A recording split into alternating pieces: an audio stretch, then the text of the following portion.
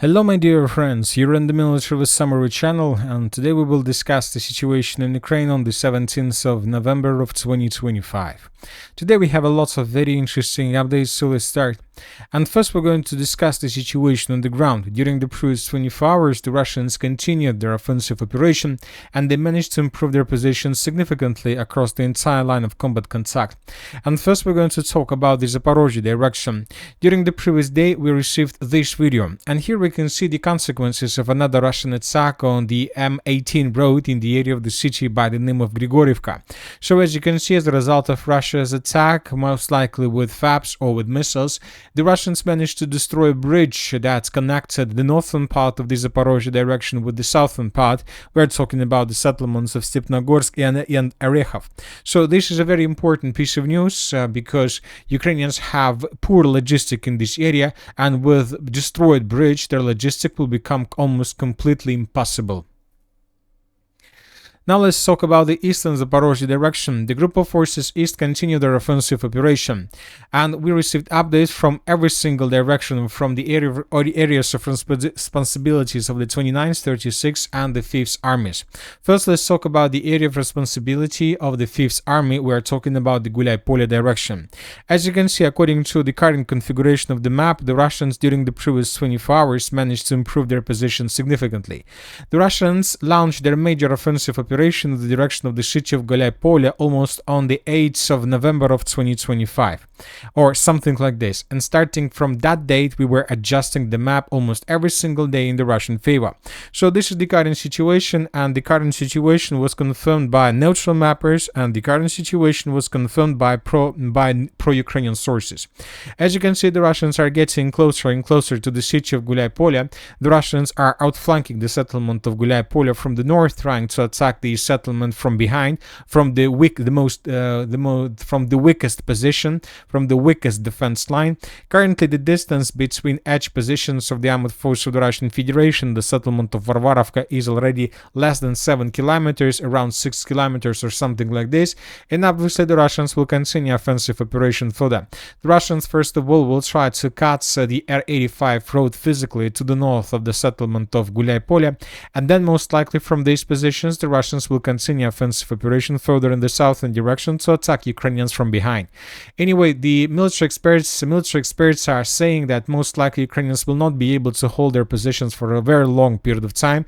In coming days, we should expect that Ukrainians would retreat from the settlements of Veselye, Zelenyy Gai, and Chervone, and right after Ukrainians abandon their positions from these three villages, the battle for Gulay-Polye will begin.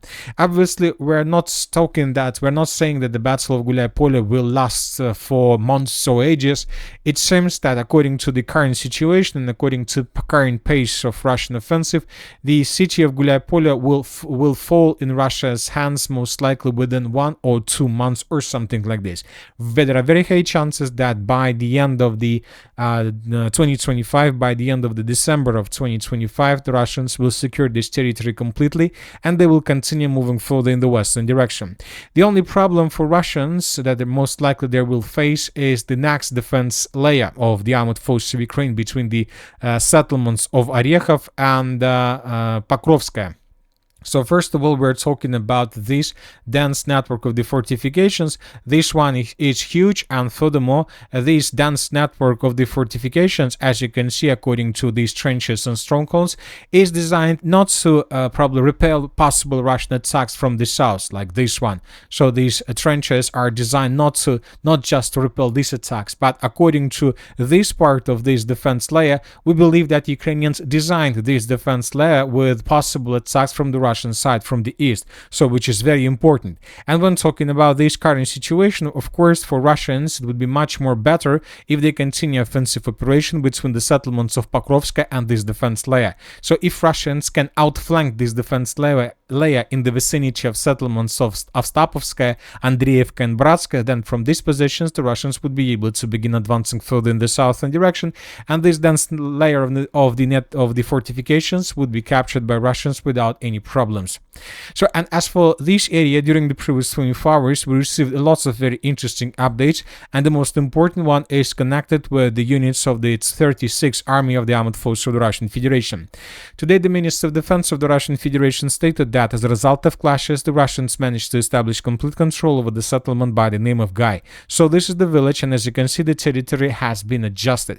So this is the situation by the end of the 16th of November, and this is the situation by the end of the 17th of November.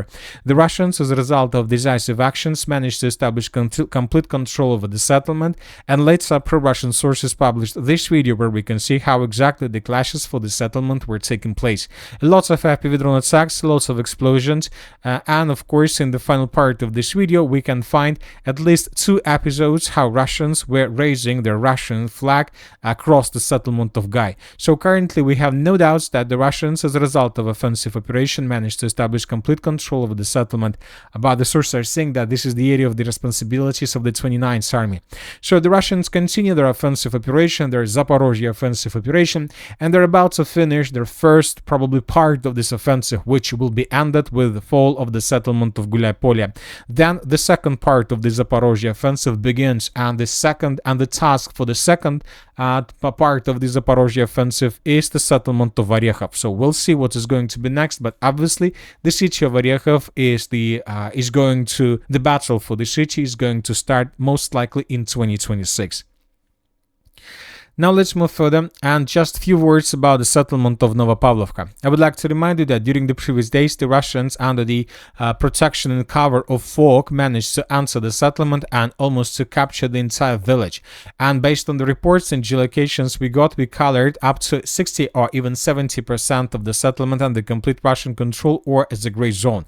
But during the previous 24 hours, we received lots of updates from pro-Ukrainian sources that they managed to counterattack and to restore control over the southern part, or at least they managed to cut the southern part from the mainland, and now Ukrainians are carrying out the clearing operation. So Ukrainians reported about this without any proof, so we're based on these reports, unproved reports, we're not going to make any changes, but we will keep this information in our minds that there is like some chances that clashes are taking place right now here, that the Russians are cut from the mainland because these fields were not captured by Russians during the previous days, and currently the Russians may suffer losses due to logistical problems and issues. Anyway, let's wait and see what is going to be next, but obviously the Russians will not give up. They will send additional reinforcements and reserves, because the settlement of Novopavlovka is the key settlement on the entire Pavlograd direction. Now let's discuss the situation around the city of Pokrovsk and in the Pokrovsk agglomeration. As you can see, during the previous 24 hours, the map was adjusted. We have several changes. We have changes in the northern part, we have changes in the southern part. So let's discuss them once again. If you remember, yesterday, neutral mappers and pro-Ukrainian sources reported that the southern part of the Mirnograd Cauldron or Mirnograd agglomeration was colored as a gray zone. So the pro-Ukrainian sources adjusted the gray zone in this area by adding additional fields, tree lines, and parts of the city of Mirnograd. So based on the report that was published by pro-Ukrainian sources, we decided to adjust the map as well, just for better understanding of the situation in this area. The Russians continue tightening the news around Ukrainian forces in the area of Mirnograd. Currently, it's still unknown the exact number of Ukrainian soldiers that were caught in Cauldron. The Ukrainians are still denying that their soldiers were encircled by Russians. The Ukrainians insist that there are still clashes and that there is still, let's say, a corridor for evacuation, for supply. So, as for the current situation, during the previous 24 hours, we received lots of videos from the most northern part of the city of Pokrovsk. In this video, we can see how Ukrainians were FPV droning and how Ukrainians were attacking positions of the armed forces of the Russian Federation in the most northern part.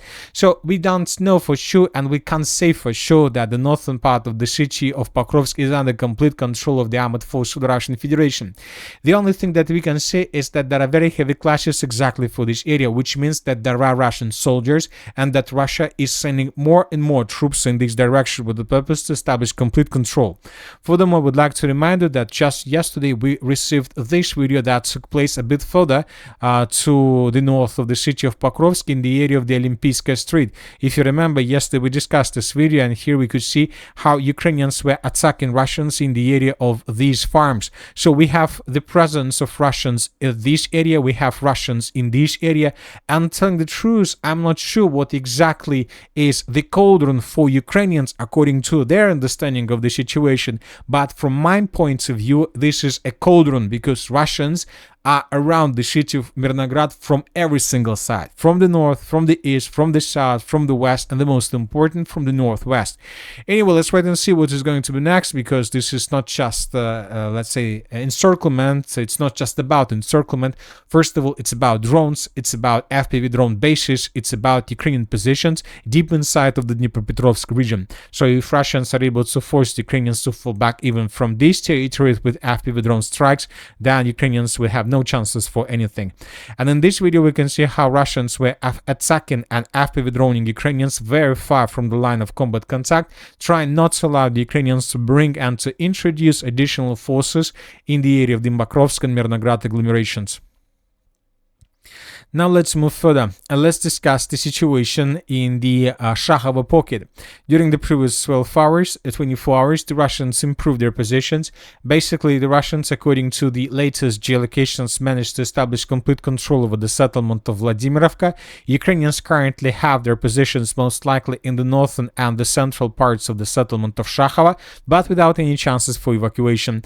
Because I would like to remind you that during the previous days, several neutral mappers reported that this dense network of the fortifications was captured by Russians, and as for the previous days, we received lots of videos of how Russians were securing the northwestern part of the settlement of Shakhovo. So based on this configuration, the distance between these two pincers is less than, let's say, 800 meters, just 700 meters, which is obviously impossible corridor for evacuation. Ukrainians will never be able to escape this cauldron, not just because of the distance, but also due to the river that goes exactly in this area, and the distance for Ukrainians even less than 700 meters, just 260 meters, which is impossible distance for evacuation.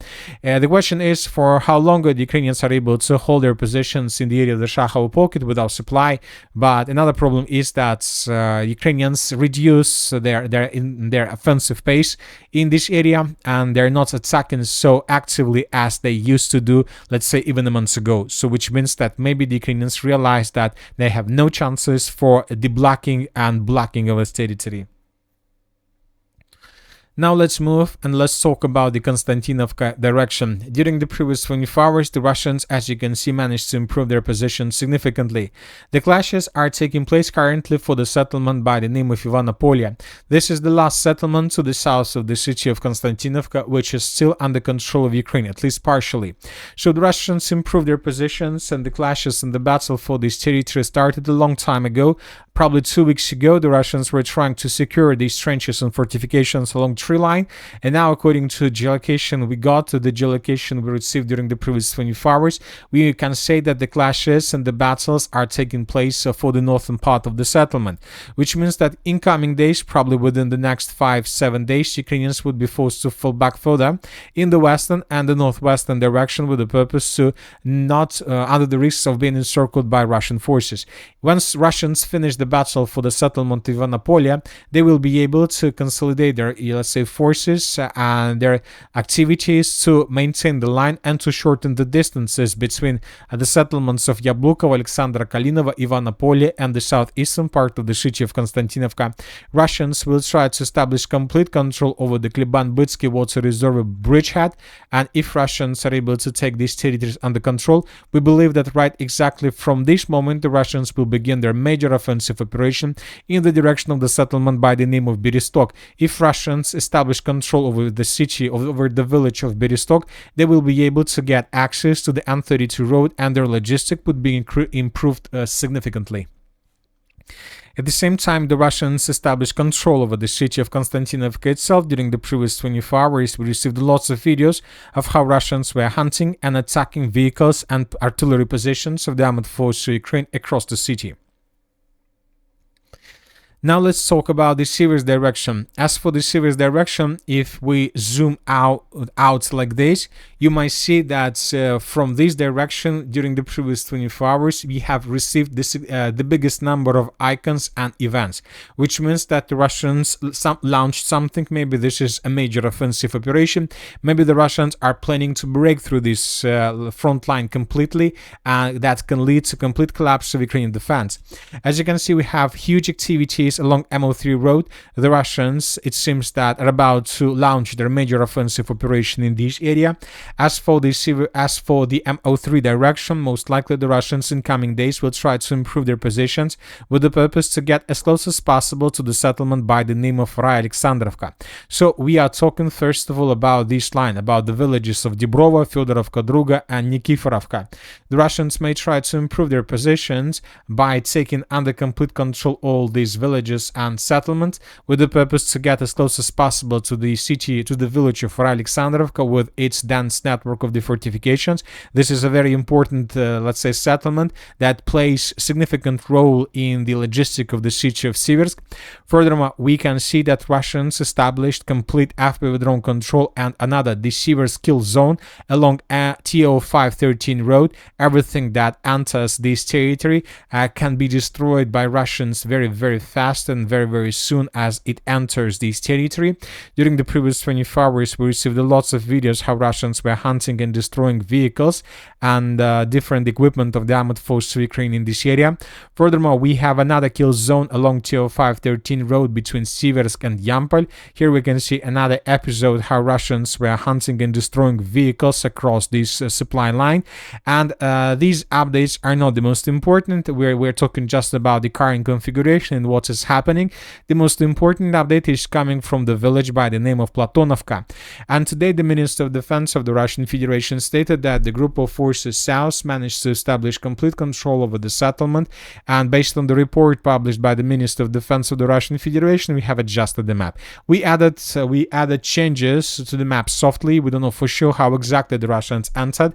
Either the Russians entered the settlement of Platonovka from the north, or Russians were moving, let's say, from the area of the village of Dronovka, or Russians were attacking from both directions. We don't know for sure.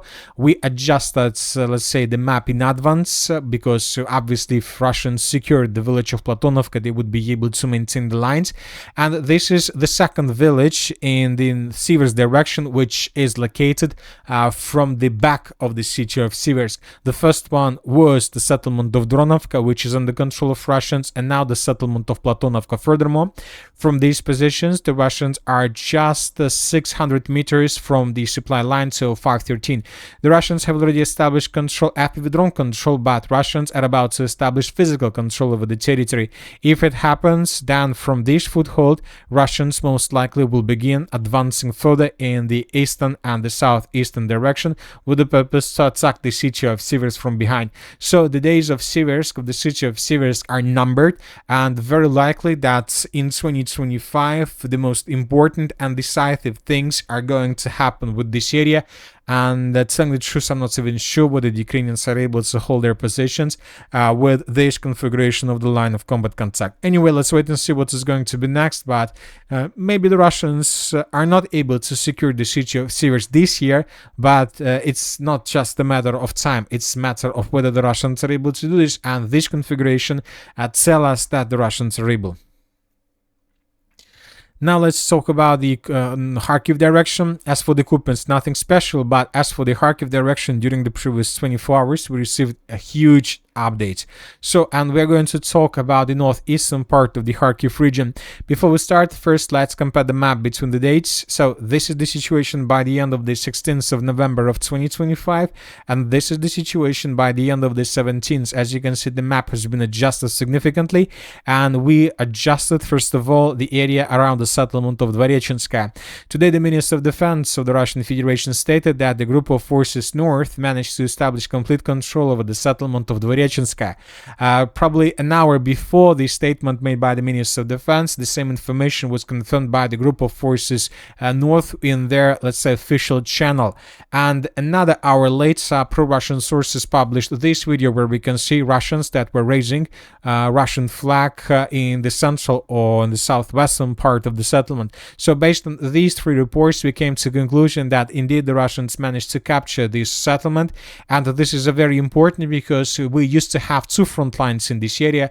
We had two footholds in this area, the Oskol foothold and the border foothold, and now the Russians, due to control over the settlement of Dvorichanske, managed to combine these two front lines in one single front line, and now Russians, most likely using broad front line attack, will begin advancing further in the western direction, and the main target and the main task of the armed force of the Russian Federation in this direction is the settlement of Veliki Burluk. So this is the Veliki Burluk offensive operation, and telling the truth, it seems that the Russians are going to show us in the Veliki Burluk offensive operation, in the Veliki Burluk direction, the same story and the same picture that we can see right now in the Zaporozhye direction.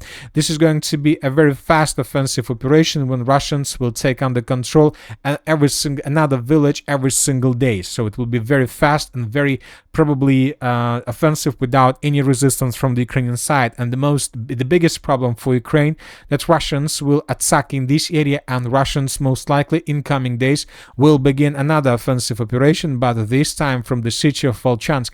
I would like to remind you that during the previous days the Russians reported that they managed to secure the settlement of Sinelnikova.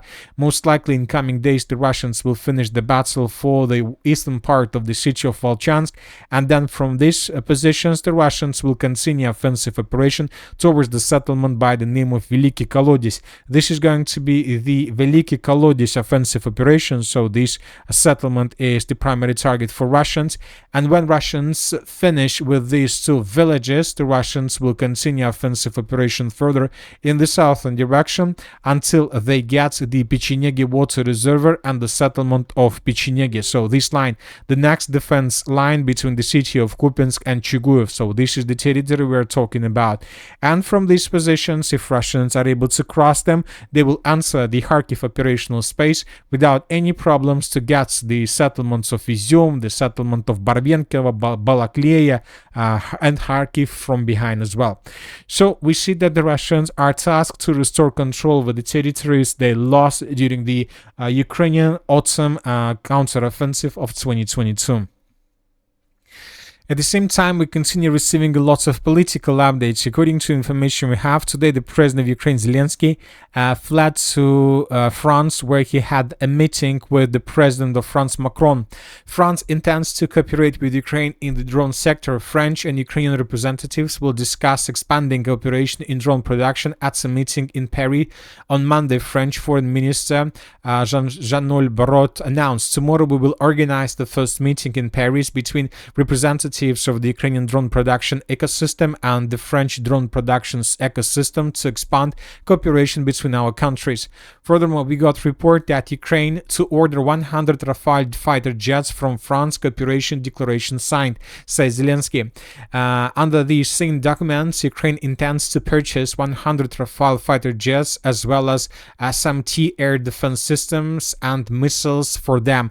Funding sources and delivery dates have not been disclosed. Previously, similar agreements for the supply of 100 and 150 Gripen fighter jets was signed with Sweden, and according to that contract, Ukraine would receive this number of aircrafts within the next 10 years. So when talking about France, most likely we're talking about the same timings. Anyway, we see that despite the disastrous situation across the line of combat contact, we see that Ukraine is not going to give up. They're planning to intensify their militarization, and they will continue fighting with the Russian Federation. And that's it for today. Military with Summary channel reminds you to condemn any violence in the world. Thank you for watching. Subscribe to my channel, put your likes, join my Patreon, and have a good day. Bye bye.